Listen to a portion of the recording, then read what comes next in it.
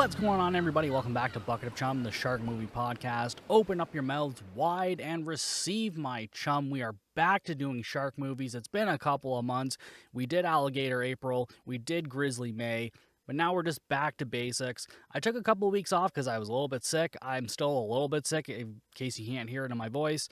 But I'm excited to get back to just the regular basics, back to watching shark movies we love or hate or love to hate, however you want to look at it. But this week we're back with Malibu Shark Attack from 2009, directed by David Lister. So let's just dive right into the Letterboxd plot synopsis. The tsunami was just the beginning of the terror. An underwater earthquake generates a tsunami that strikes Malibu, bringing a hunting pack of prehistoric-looking goblin sharks to the surface. Although the beach is evacuated before the big wave strikes, a group of lifeguards and a crew of construction workers are stranded in the high water and have to fight the sharks to get to dry land. So this has an average rating of 1.9 stars on Letterboxd. That's almost 2. That's high for some movies we watch here. For poster expectations, it's a very basic poster. It's nothing super exciting. It's basically just the jaws of a shark that we're looking out of into the water at a woman swimming. Very basic, nothing super exciting. I'm going to take a wild guess and say that this is one that aired on Sci-Fi. Although saying that now and after watching the movie, I don't remember seeing the words like Sci-Fi Channel Presents or anything like that. So this may not actually be a Sci-Fi Channel movie, but that's just kind of the vibes I get from looking at the poster. But I guess we can kind of just expect some like dodgy CGI, nothing super exciting. Like this is definitely something that went like straight to DVD. Definitely didn't get like a theatrical release by any means. And before we get any further, if you want to support the podcast, you can do that by going to patreon.com/bucketofchum. This month, I'm taking a look at Blades from 1988 as a part of our ongoing celebration of Jaws' 50th anniversary. So Jaws is celebrating 50 years, so I'm doing all kinds of movies that basically kind of ripped off Jaws or were inspired by Jaws. And this month, I'm taking a look at Blades, a killer lawnmower movie. So if you want to check that out, go to patreon.com/bucketofchum. If you can't do that, you can still support the podcast by liking and subscribing to the YouTube channel or leaving a 5-star rating or review wherever it is you listen to your podcast. Any and all help is greatly appreciated. But now there's nothing else left to do other than let's get goblin on this dick and let's dive in. So the movie starts off right away with this underwater earthquake that's happening. Although later on in the movie, I'm kind of questioning if this is not actually an earthquake, but part of, because we learn later on that this like real estate developer dude has been like setting off dynamite to get into some bedrock or something. So it feels like they're trying to imply that maybe he's partially responsible for this, but they don't really go into it at all. Maybe I'm just making assumptions about it because they mention it, but I'm like, why would you mention that this dude is blowing shit up with dynamite, have this earthquake thing happen, and then not be related to it? I'm not entirely sure. But after we see this earthquake go off, we kind of see all these goblin sharks being released. So it's very much like Piranha, the remake, where there's like an earthquake and then like all these prehistoric fish just fucking come out of some giant cave. It's pretty much the same kind of idea here. And then we see a great white shark eating a fish, and it's like, oh, wow, scary. But then this goblin shark comes out of nowhere and then eats the great white shark. And already it's the very dodgy early 2000s CGI that we've kind of come to expect. So it's nothing very exciting. It's pretty much exactly what you kind of expect.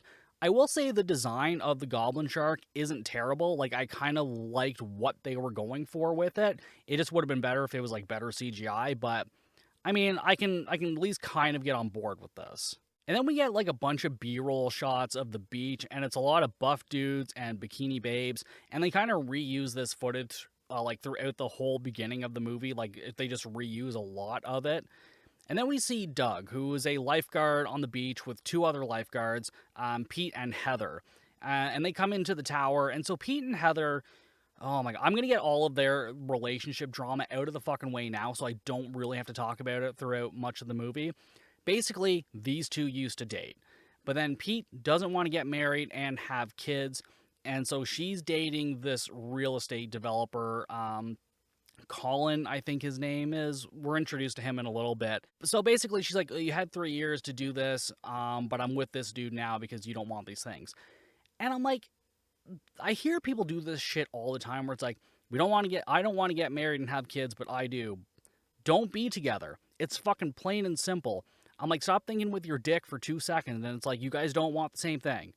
So there, I got their fucking relationship shit out of the way. We're going to talk more about it at the end of the movie because it gets a little bit fucking ridiculous. But yeah, basically, Pete wants to be with Heather. Heather doesn't want to be with Pete. She's with somebody else. And there's just this tension throughout the whole fucking movie. So there it is. And as they're arguing about this, Doug is like, oh, this is like the complaint of the day. And Pete's like, what are you talking about? So apparently this dude has blocked off a parking lot or something. His name is Smith. That's what they call him in the movie, basically. I think his name is Colin Smith or something, or I don't know. We're going to call him fucking Smith for the purposes of this episode. But basically, he's blocked off like a public parking space, and Pete's all pissed off by this. Pete's mostly pissed off because he's dating Heather. That's the main reason he's pissed off. But he's like, oh, well, I'm going to go fucking handle this and deal with it. And then Heather calls Smith and is like, I don't want anybody to get hurt. Maybe you could just not be there when he gets there. And blah, blah, blah. Like, who fucking cares? And then Doug kind of follows Pete out, asking him, like, to calm down or some shit or whatever. And then this other lifeguard, Barb, comes, and they're both being bothered by this girl, Jenny, who is trying to get her community service hours because she stole something from a department store. So she has to get like 100 hours of community service, and she's basically trying to get out of it. So she's like, oh, sign my papers. I'm a blonde, like, bikini babe. Just do what I say. And I think this actress was actually one of the actors who died in the tanning bed scene in Final Destination 3, I think it was. So, yeah, we've seen her in a couple movies before. So she's basically kind of playing the same sort of character, just like this ditzy blonde sort of person. So basically the exact same thing. So yeah, she asks them to sign off on her hours. They're like, no, go do your fucking hours, leave us alone. So then we go out into the ocean with some guy who's snorkeling, and he's attacked by one of the goblin sharks. We don't ever really see much when people are attacked in this movie.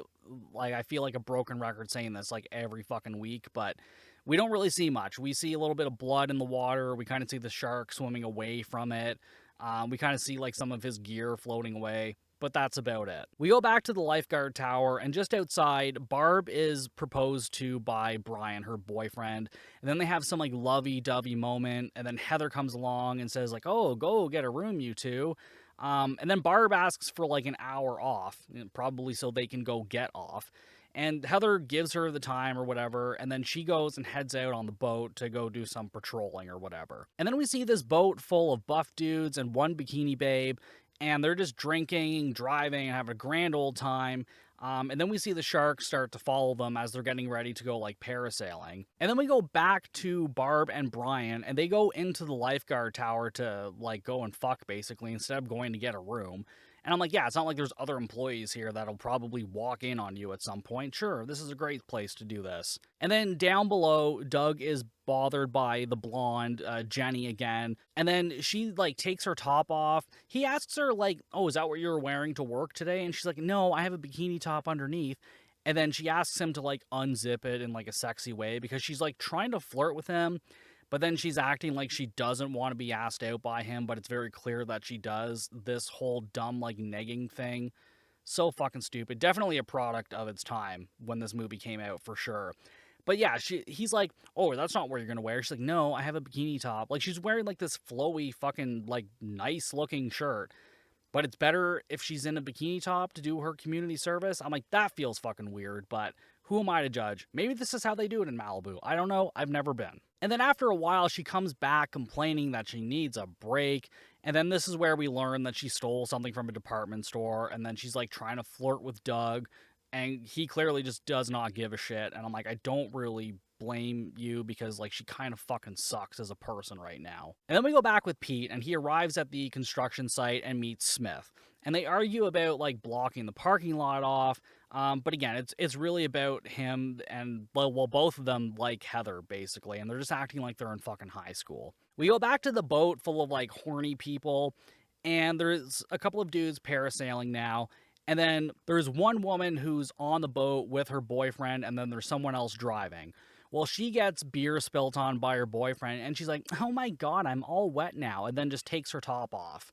So we get a little bit of side boob. Nice. Totally unnecessary. Adds nothing to the movie, of course. But I mean, who am I to, be judgmental against seeing boobs in a movie? I'm just saying it doesn't really make a whole lot of fucking sense. She's like, oh, beer, now I have to take my top off. I'm like, you're surrounded by water. You can rinse yourself off, but it's fine. Whatever. Boobs. And then one of the dudes that's like on the actual parasail emerges from the water after they've dipped down, and like half of his body is missing. His bottom half is just gone.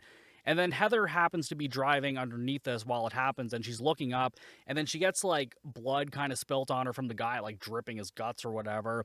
And then her boat is rocked by one of the sharks. And then while this is happening, the parasailers fall into the water, and they're eaten just before Heather gets there. So she was on her way to try and help them out, but they're fucked.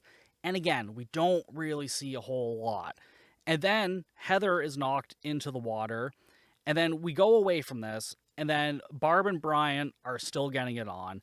And then we see another earthquake underwater, and then we can hear on the radio while these two are going at it that there is a tsunami warning. And then back at the construction site, Pete hears this, so he radios to Doug to get everyone off the beach. So he gets Jenny off the beach and tells her to go, and Doug tells the two lovers in the tower that they need to get the fuck off the beach. And then Pete manages to rescue Heather. So she's been like knocked out of her boat after she tried to rescue the two parasailing dudes. And somehow in this time, Pete managed to get to her before she's attacked by the sharks. Somehow, by some sort of fucking miracle. And then Barb gets on a megaphone and starts yelling for everyone to get off the beach. And then Smith tells his crew to leave, but he has to make sure that his renovation site is safe first because like all of his money is tied up into it. I'm like, maybe you should have just gotten fucking insurance. Like, then you could just, like, write this whole thing off. It's a natural disaster. Like, you couldn't have prevented this. So, I don't know. Smith, kind of fucking stupid. Probably not a great investor, but here we are. And the tsunami is starting to make its way to land, and the construction crew can't leave because they're like, oh, the highway's all jammed up, so we can't go anywhere. So they're basically just stuck in this building. And Pete kind of refused to leave anyways, or not Pete, Smith, sorry. He refused to leave because, well, yeah, he wanted to make sure it's safe, but he's basically just staying there while the tsunami hits. I'm like, kind of dumb, because then you can't really do anything about it if you're fucking dead, but again, Smith, probably not the smartest dude. And while Pete and Heather are driving back on a Sea-Doo, they end up hitting a shark and falling off of their Sea-Doo. And then Doug gets a rifle out, and he starts running down the beach, and he starts shooting at the sharks. And he manages to shoot them, like, in the fin and, like, actually in the body a couple of times. And we get some practical shark fins here, surprisingly. There's actually a few spots in the movie where we get the practical shark fin effects, which I appreciate it. I like it when they do that because it's such an easy effect to do, and it helps bring me into the movie a little bit. I mean, so far this movie is nothing special. Like, there's nothing about it that makes me go, oh, that's awesome.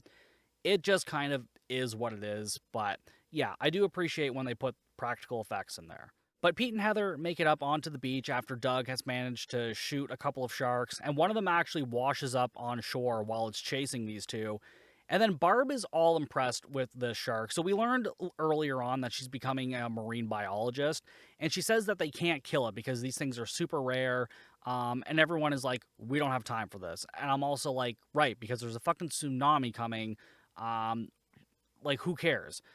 Oh my God. And like, everyone's like, oh, shoot it, don't shoot it. I'm like, just leave. Just fucking go. I'm like, you don't have time to argue about killing it or not. I mean, at this point, it's not going to be out of the water that much longer. But I'm pretty sure it, like, coughs up blood or something because, like, Doug's already shot it once. So I think he ends up shooting it again to, like, kind of put it out of its misery, so to speak. And so after he does that, they all get into the lifeguard tower and start boarding it up to brace for the wave. The wave hits, flooding the tower because there's no way it wasn't going to, but everyone seems to survive because the tower is, like, just sitting above water, basically. And then we see some of the aftermath, and the construction people are fine. And Smith looks through binoculars, and he sees the tower is surrounded by water. So we know he's going to go try and save Heather at some point. Now, inside the tower, Jenny has been injured. She has, like, a big gash in her leg, and she fucking cries about it. She fucking cries about this so much and so loud. I'm not trying to be mean to the actor. It's mostly about the character. Super fucking annoying. And I'm like, I understand that, like, yes, this is a bad gash or whatever, but it's really not the end of the fucking world like she's making it out to be. I feel like the director should have toned this down a little bit, because I'm just like, this is too much. I'm like, she's too loud. It's just insane. Like, she should be in a little bit of shock, and, like, she's not. She's just, like, in a lot of pain, I guess. And I'm just like, okay, but, like, this is just too much. It went on for too long. I'm like, they could have just shortened this up a little bit. And then Brian has passed out, and so Heather performs CPR, and he spits up water. He's alive. Barb is happy, obviously. And, like, Jenny just needs stitches. Like, she has a really deep, like, gash in her leg, and she just needs stitches. And so Heather is going to try and close her leg up, but Jenny argues with her, and everyone is like, bitch, you're going to bleed out unless she closes this up. Like, you're not going to get an ambulance out here. There's no ambulances coming. You're surrounded by fucking water. So, like, maybe you should just kind of let this happen. And so Heather stitches up her leg, and she fucking screams and screams and screams about it. Again, this is where it was just going on for too long with this nonsense. But her blood is dripping into the water, and that's attracting the sharks to the tower, basically. Back over at the construction site, Smith tries calling Heather with no luck and says, like, he needs to find a way over there. And then we go back in the tower, and they're trying to figure out a way out. And then down below in the water, there's a storage cabinet, and there's an inflatable boat and flare gun. But naturally, everyone is like, it's too dangerous. We can't go in there. It's not worth it. Blah, blah, blah. Barb then finds a walkie-talkie, and she tries radioing for help, but no one answers. And I feel like they didn't put enough effort into trying this walkie-talkie. I feel like if you had, like, maybe gone to the, I don't know, the emergency channel that they all usually have. But yeah, they also think that, like, no one's going to come for them because they assume that everybody was evacuated like everyone else. And I'm just like, I don't know why you would assume that. And also, like, they could still go up onto the roof of this place, and they're just not. Which is a little confusing. I'm like, if you want to be seen by, like, the rescue helicopters that are probably circling the area, why wouldn't you get on the fucking roof of this place? Instead, they're like, no, we're going to hunker down inside. And I'm like, fucking why? I'm like, just why? I don't know. Probably because none of them are too fucking bright. And at this point, Jenny is still being fucking patched up, which is taking way too long.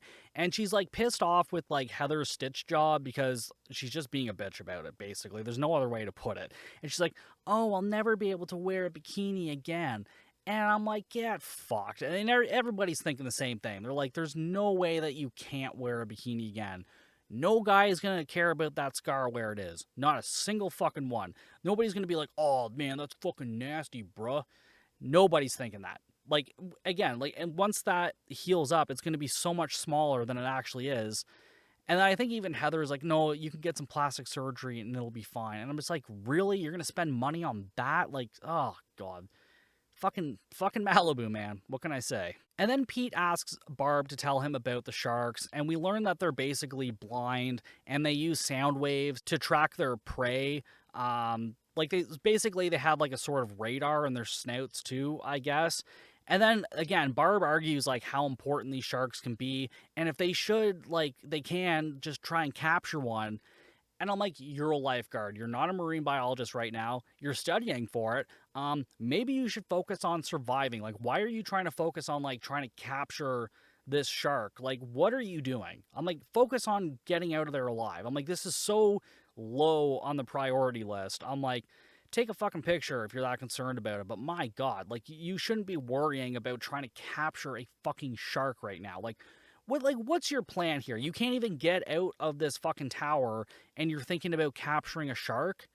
That, like, no. Just fucking no. That makes no goddamn sense. Like, I understand it's an important discovery because these things are either extinct or almost extinct, but my God, woman, like, this is neither the time nor place. Like, priorities. And then the sharks start, like, banging on the outside of the tower because they can sense them inside, and so they all start being quiet and, like, kind of arming themselves. As they do, Barb falls through the floor as a shark breaks through it, and she's eaten. So I guess, you know, maybe she doesn't want to save those sharks anymore. I mean, probably because she's dead. So yeah, she doesn't want to save the sharks anymore. And to cover up this hole, they just drop, like, this filing cabinet over top of it and then just kind of stand on it the whole time. And then we just see Barb, like, one of Barb's arms floating underwater. Clearly, a lot of these underwater scenes where we're looking up were just filmed in a swimming pool because you can kind of see like the diving board from time to time. But I mean, again, that's just kind of to be expected with a lot of these low budget movies. It's fine. And now Doug says a couple of them should try to make a break for it while he looks after Jenny, because they can't just sit there and wait to be picked off. Brian is obviously upset about Barb dying, and he starts yelling while everybody else is trying to be quiet. And then naturally, the sharks try to break through the floor again, so they all stand on the cabinet, which again is the only thing blocking these sharks from getting in, because it's not like they can just, break another hole in the floor. Or also, like, the tower isn't like completely above water. Like, the part where they're in is probably halfway above water, so I feel like the Sharks can find another way in, and for some reason they just don't. Um, Again, the abilities of the Sharks and like their intelligence does not match like kind of the situation that they're in, because I feel like if these sharks were smarter, they would find another way in. But like I don't know, I don't really know what they're trying to go for here. We go back to the construction crew, and there's two of them out on the dock, and now the lady construction worker is like, I'm gonna try and make a break for it. So she starts swimming for land, and then we see a shark fin immediately after she jumps in the water, and so the guy is like yelling shark shark, but it's not in enough time. She's fucking attacked, she's eaten. And then the dude that warned her is like super sad because I think they were dating, obviously. And then a shark breaches the water, pulls him in, and gobbles him up. So he's dead. So basically, we're left with Smith and one last construction worker. And now back in the tower, they get ready to start killing the sharks. So they left the cabinet off for like a few seconds, and then they start shooting at them, stabbing at them. They manage to kill like one shark that's immediately eaten by another goblin shark. But they also don't have any ammo left for their gun. So I'm like, all of that, and you killed one shark. And there's at least like 5, 6 more out there probably. And now Brian is still sad about Barb, and he starts like reminiscing about her. And then the tower is hit and scares everybody, but it's just a tree branch. Woo, good fake out, guys. And then this is where Doug suggests that he's going to dive down to get the flare gun, because otherwise nobody's going to know that they're stuck in this tower. But again, they just kind of argue about it, like, oh, no, you'll never make it, blah, blah, blah, blah, blah. And then we go back with Smith and his last worker, and they're trying to get a boat ready to go out to the tower, but the fuel lines are all flooded with water, so they start working on that and finding gasoline. Eventually, back in the tower, Pete decides that he's the one who's going to go down into the cabinet. Now, when I rewatched this movie, because I originally took my notes and then like I didn't have time to record because I was sick or whatever, so I came back and rewatched this, and there's like a very subtle and quiet like throwaway line from Heather. Actually, speaking of Heather, I'm totally getting sidetracked here, but she is also kind of another big actor. She played Nikita in the TV show from like 97 to 2001. I remember that being a big show, and it spawned like all kinds of movies and reboots of TV shows. So if anybody recognizes her, like, she's in this movie as well. They don't really give her a whole lot to do, but I mean, I kind of feel like that's the case with like pretty much all of the characters in this movie. Like, I feel like nobody's really fleshed out enough. Anyways, she has a throwaway line that Pete was like a Navy SEAL or something, because they're talking about who can hold their breath the longest, and Heather is like, oh, it's Pete. Like, he can hold his breath longer than anybody else.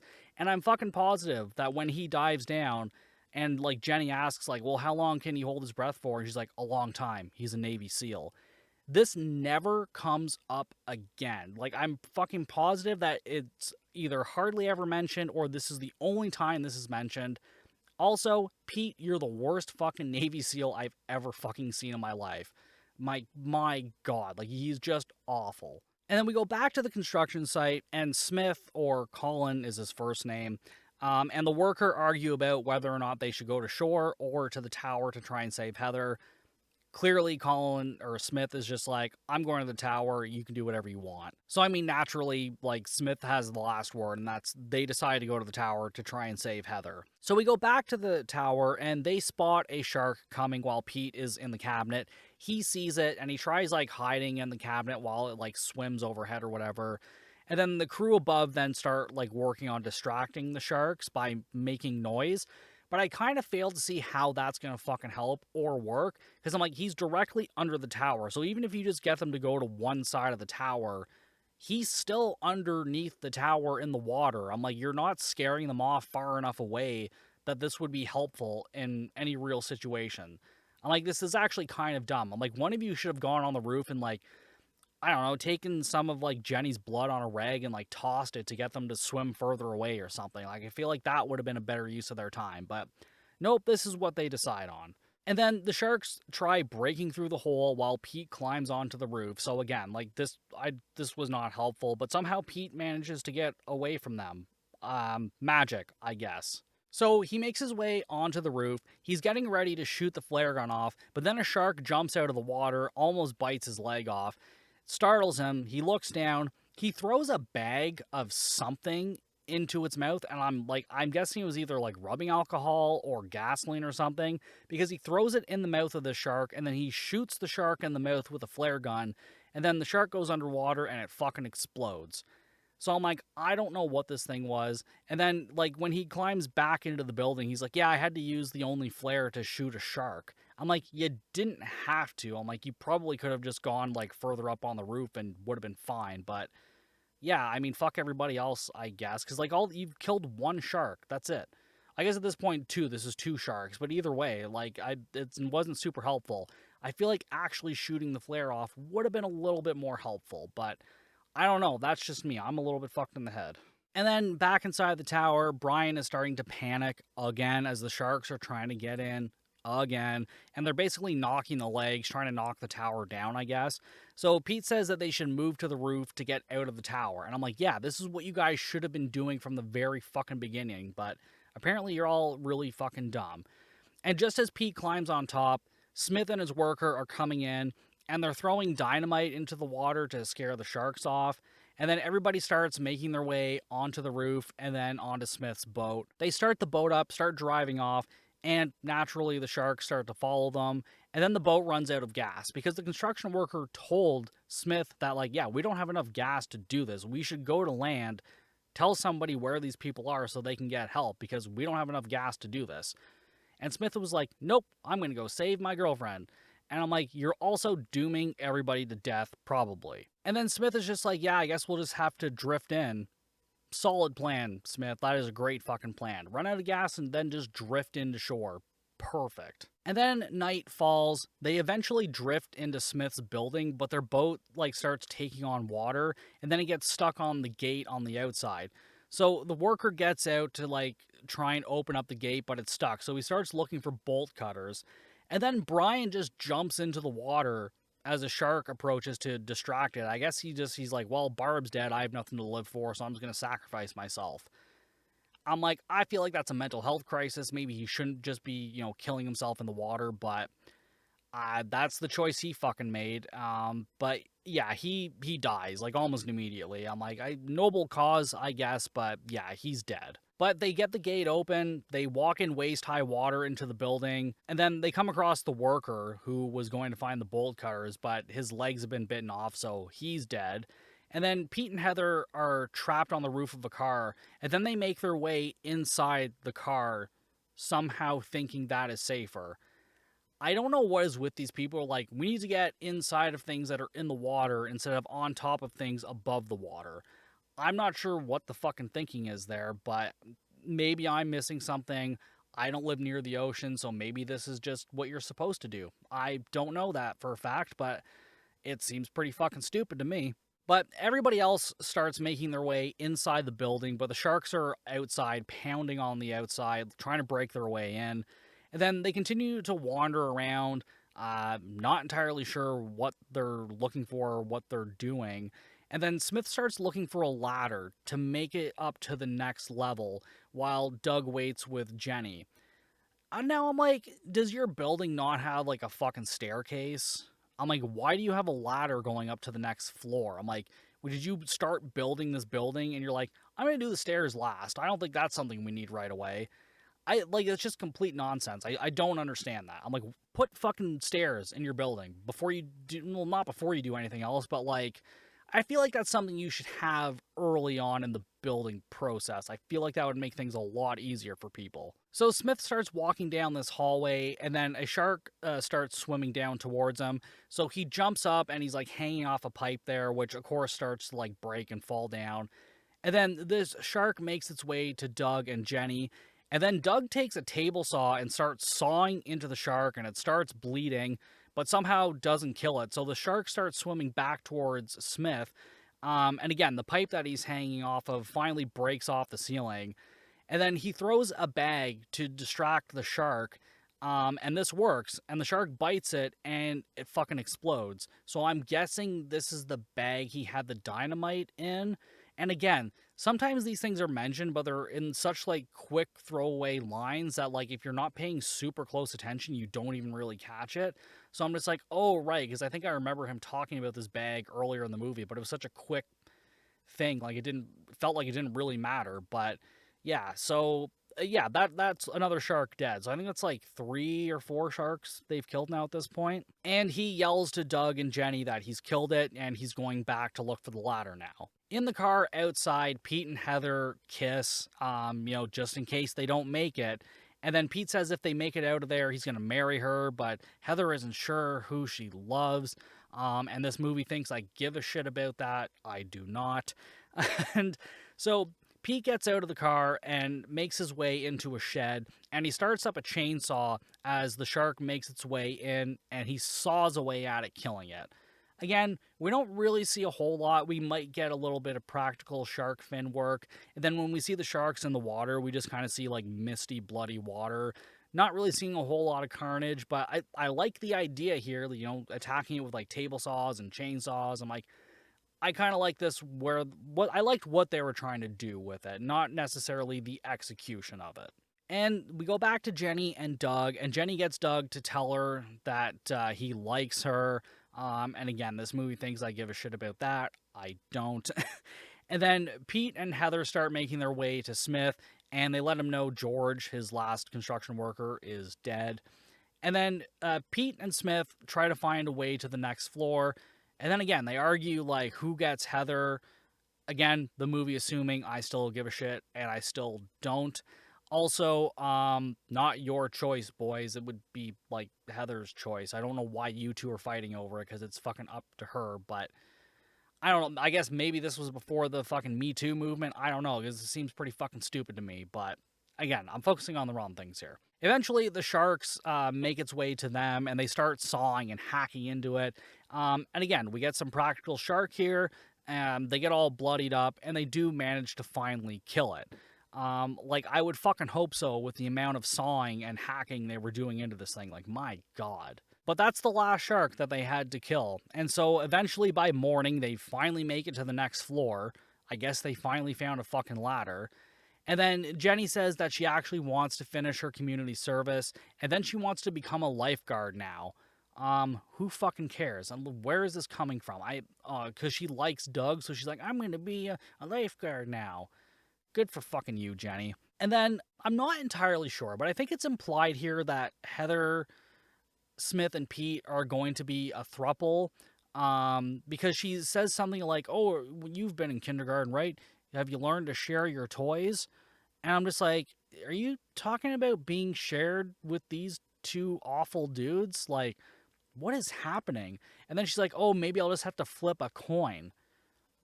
And so I'm like, okay, throughout this whole movie, you're toting this fucking love triangle, and then you don't actually even fucking conclude it in the end. So I'm like, why did you make me think that I'm supposed to care about this when the fucking movie doesn't even care about this? Like, I don't know, just wow. Because the movie that just kind of ends after that as a rescue helicopter finds them, I guess. So it just sort of ends. And that's it. That's all of Malibu fucking Shark Attack. Well, we got some practical work here, which was nice. The practical shark fin effects. I like the goblin shark design idea, again, more than the actual execution of it.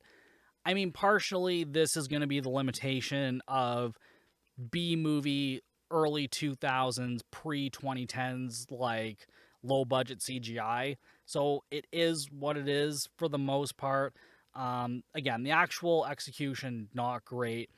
But also, this movie was basically just ice sharks. Like, this is very much the same thing. And ice sharks, they're trapped in that building underwater, surrounded by goblin sharks, and they're trying to get their way out. It's kind of just exactly the same thing, although somehow not even as good, maybe. I remember I didn't like ice sharks that much. This one was maybe a little bit better, but all the romance bullshit, I could not fucking care less about it. I didn't care about most of these characters. Like, Pete is a boring character. Jenny was just fucking annoying, but I feel like this girl just kind of gets like typecast into these roles, unfortunately. Um Heather doesn't know what the fuck she wants and is kind of stupid for just like trying to stay with either one of these fucking losers, but I don't know, that's a whole other thing, I guess. But yeah, overall, it was super basic, not much gore, but it's also not the worst thing I've seen. It just kind of is, if that makes any sense. So for a rating, I'm going to give it a 1.5 stars. 1 star for Bikini Babes and half a star for like a somewhat cool looking goblin shark. Just not fully executed. I would have gone for a 2 if the characters were a little bit more interesting, but I honestly didn't give a shit about any of these characters. I also felt like the movie didn't really either. And I feel like maybe we just had too many characters. If we had gotten rid of like Barb and Brian, because they didn't really add a whole lot to it, if we got rid of those two, maybe a couple of the construction workers, I don't know, it would have been less like bland and annoying, I guess. So yeah, overall, I'm going to give it a 1.5. It's not the worst thing I've seen. It's not the best thing I've seen. It's just kind of more on neutral ground for the most part. But that's all I have for you this week, guys. Thank you so much for listening. You know that you can find me on all of the social medias. That's Instagram, TikTok, Facebook, Slasher, Blue Sky, all at Bucket of Chum or at Bucket of Chum Podcast. If you're watching this on YouTube, please like and consider subscribing to the channel. I would greatly appreciate it. But for now, I'll see you guys next time for even more Bucket of Chum.